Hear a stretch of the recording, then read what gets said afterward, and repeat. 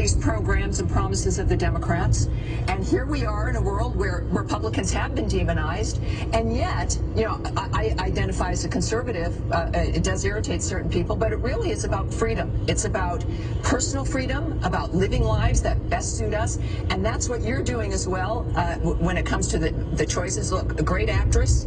You're a writer, you are a businesswoman, you have a new beloved, you actually have time for a relationship, and you're happy. You're becoming at least happier, considering the nature of what you experienced from Hollywood.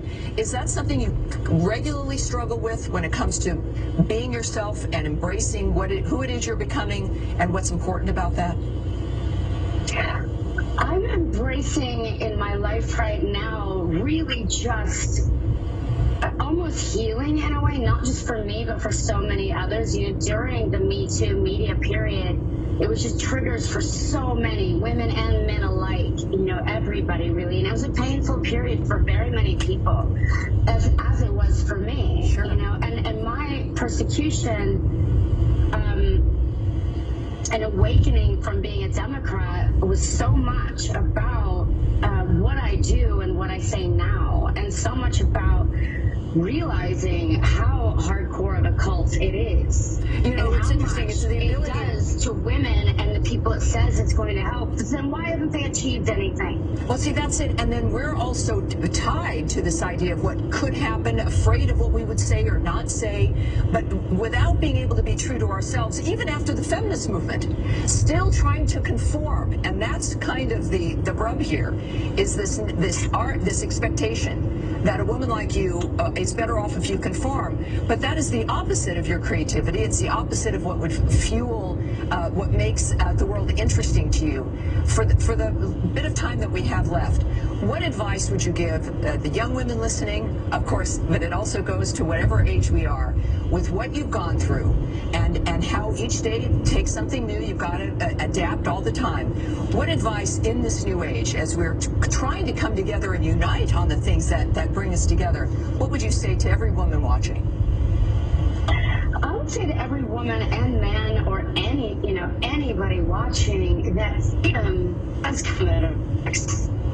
And your personal freedom comes at the price of you realizing how you're being controlled and where it's coming from, and separate. I would make a list, your belief system, and figure out what your belief system, what part of it is organic to you, and what part has been implanted either by Hollywood or the media or your leaders. Great idea. What part of it is truly yours, what's organic to you, and see what's the polyester and pull it out of your fabric.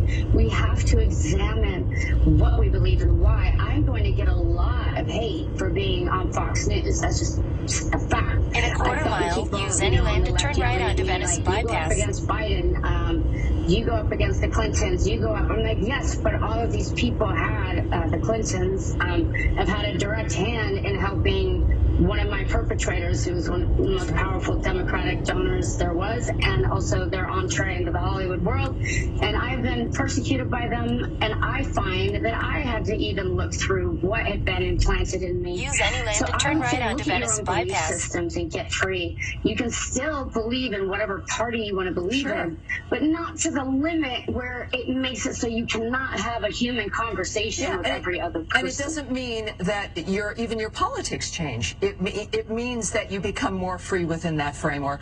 Rose, I know that as people were to follow you on social media, they'll get an example of how to do this. Where can people find your work these days?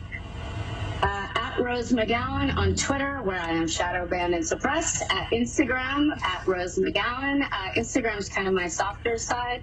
Twitter, I go hard, but they suppressed me, and so does Facebook and everybody else. It's just because I go up against the sacred cows. You're not supposed to go up against the New York Times. You're not supposed to go up against the propagandists. That's right. And I think if someone is evil, they're evil. And they should call them out, whether it's right or left or somewhere in the middle, because they are the ones keeping us apart. The propaganda machine, in conjunction with whatever party is determined to have control over our freedom. And they say America is the land of the free. Well, we have to fight for it. I'm not conservative in my beliefs. For 2 miles. I believe in different personal freedoms and maybe people watching this, but I can still be your friend. I can still be your ally, and I can still Excellent. want the best for you. Brava. This is the heroism that I was talking about. It's beautiful. Thank you, Rose. Thank you so much for coming on. I appreciate it. And we'll talk soon. Thank you. All righty. Now, coming Thank up, you very Dr. much, Fauci Tammy comes out Bruce and says what we've and all known Rose for months, McGowan. that the risk of outdoor Very transmission of intelligent COVID discussion. is minuscule. Bye-bye. Maybe now some